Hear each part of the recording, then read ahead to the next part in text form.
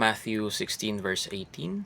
And I tell you that you are Peter, and on this rock I will build my church, and the gates of Hades will not overcome it. Magandang umaga o magandang gabi o kahit anumang oras yung pinapanito, maligayang araw sa iyo. Ako po si Aaron Jan M. Lumbang, itong aking daily devotion para sa araw na ito, at ang tatalakayin ko pong paksa ay tungkol sa member ka na ba ng kilusan at ano ang power of the church, no? Kaya agad po tayong dumako sa konsepto ng power of the church.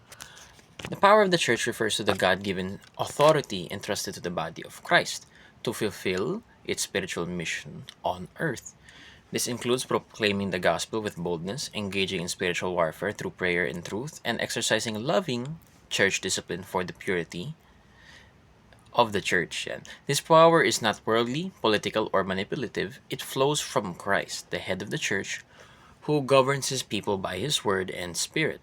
The church is not weak or passive. It is God's ordained instrument for declaring the kingdom, confronting sin, and advancing light in darkness. Okay? Pumunta po tayo agad sa ating teachings na una, God has ordained the church to fill the world. So, ordained, in the sense, binigyan tayo ng authority na to fill the world, hindi po yung sa paraan na humayo kayo at magparami, hindi sa paraan na mag-multiply in the way of reproduction, but multiply in the way of the Spirit, reproducing through the Spirit, no? So how is this possible? God has ordained the church to fill the world through us, no? Tayo, yung mismo magpapalaganap, tayo mismo yung maggagawa ng paraan upang magkaroon ng multiplication when it comes to the kingdom of God, no? So yung Espiritu, Holy Spirit, will lead us, or rather guides us in this paraan natin, yung paraan natin kung paano natin ipalaganap ito. Paano tayo magsalita, kung paano natin lapitan yung mga tao. Our entirety is guided, and also is guided by the Holy Spirit, no? So which follows the absolute will of God. So pangalawa, Jesus is the founder and head of the church. So una, kailangan natin isipin na Jesus is the founder and head of the church, na ang nangyayari sa mundo natin, ayon sa naintindihan ko sa Daily Devotion Pastor Russell Ocampo, na yung church nga naman, yung tinitignan natin, ito po yung may authority, no? Ito'y isang institusyon kung saan may kapangyarihan sa mga kanyang mga mananampalataya, no? At sa ganun, kung ano yung sinasabi na sinusundan, which is actually wrong, no? The church has authority, not because it is the church, not because it is powerful, not because it has money, kundi may kapangyarihan nito dahil ang hinuhugutan nila ng kapangyarihan ay ibinigay ng Panginoon sa kanila, no? So, nakaangkla ang kapangyarihan ng iglesia kay Jesucristo, the founder, the head. And why is Jesus the founder and the head of the church? Because, una sa lahat, upang magkaroon ng malakas na organization, institution, kahit ano man, kailangan yung leader nyo ay merong, sabihin natin, your leader must be strong, is, sabihin natin, has future sight din, no?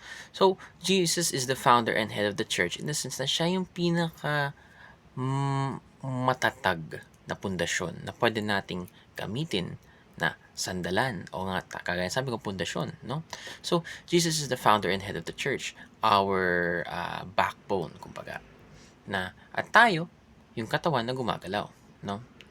And which moves us to our third topic. The Spirit indwells the church to accomplish God's mission. So isa natin kailangan maalala na Jesus has already won, no?